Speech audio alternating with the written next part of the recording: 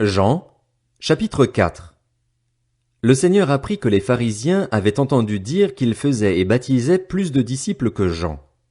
À vrai dire, Jésus ne baptisait pas lui-même, mais c'étaient ses disciples qui le faisaient. Alors il quitta la Judée et retourna en Galilée.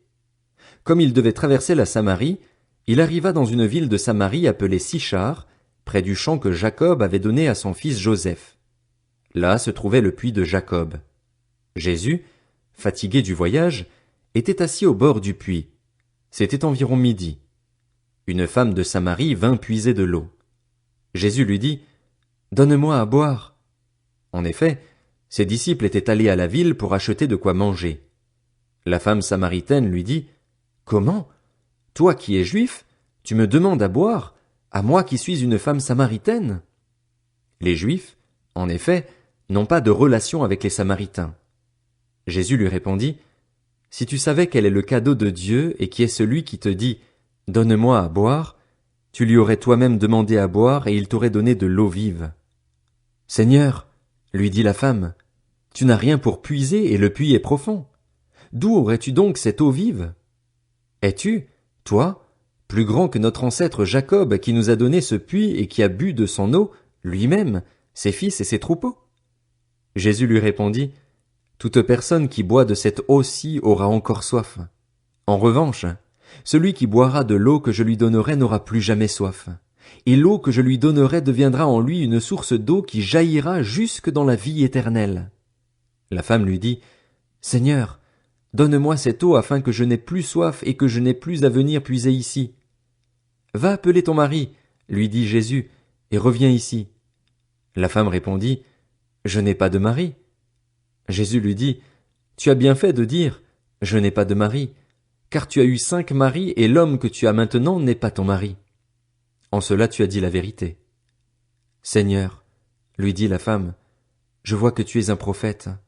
Nos ancêtres ont adoré sur cette montagne et vous dites, vous, que l'endroit où il faut adorer est à Jérusalem.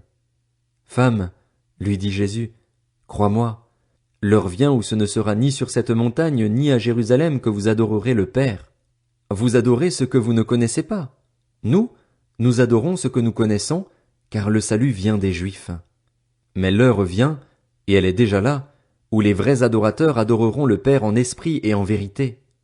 En effet, ce sont là les adorateurs que recherche le Père.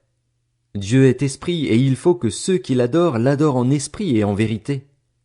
La femme lui dit, « Je sais que le Messie doit venir, celui que l'on appelle Christ. Quand il sera venu, il nous annoncera tout. » Jésus lui dit, « Je le suis, moi qui te parle. » Là-dessus arrivèrent ses disciples, et ils étaient étonnés de ce qu'il parlait avec une femme. Toutefois, aucun ne dit, « Que lui demandes-tu » ou « Pourquoi parles-tu avec elle ?» Alors la femme laissa sa cruche, s'en alla dans la ville et dit aux habitants, « Venez voir un homme qui m'a dit tout ce que j'ai fait. Ne serait-il pas le Messie ?» Ils sortirent de la ville et vinrent vers lui. Pendant ce temps, les disciples le pressaient en disant, « Maître, mange !» Mais il leur dit, « J'ai à manger une nourriture que vous ne connaissez pas. » Les disciples se disaient donc les uns aux autres, « Quelqu'un lui aurait-il apporté à manger ?» Jésus leur dit, « Ma nourriture est de faire la volonté de celui qui m'a envoyé et d'accomplir son œuvre. Ne dites-vous pas qu'il y a encore 4 mois jusqu'à la moisson? Eh bien, je vous le dis, levez les yeux et regardez les champs. Ils sont déjà blancs pour la moisson. Celui qui moissonne reçoit un salaire et amasse du fruit pour la vie éternelle, afin que celui qui sème et celui qui moissonne se réjouissent ensemble. En effet, en cela cette parole est vraie. L'un sème et l'autre moissonne. Je vous ai envoyé récolter une moisson qui ne vous a pas demandé de travail.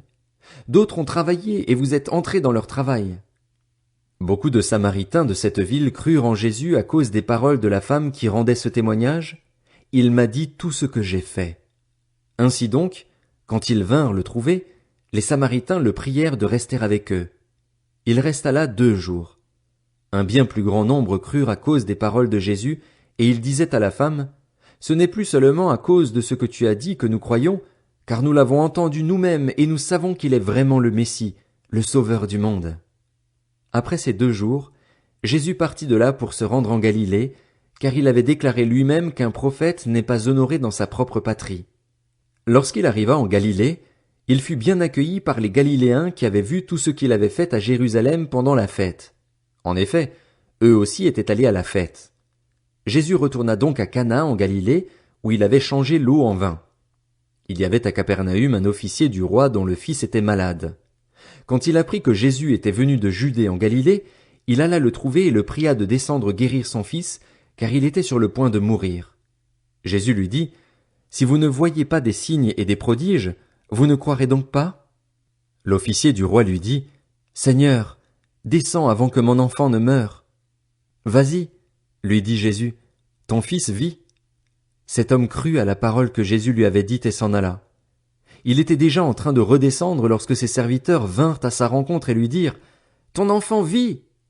Il leur demanda à quelle heure il était allé mieux et ils lui dirent, « C'est hier, à 1 heure de l'après-midi, que la fièvre l'a quitté. » Le père reconnut que c'était à cette heure-là que Jésus lui avait dit, « Ton fils vit. » Alors il crut, lui et toute sa famille.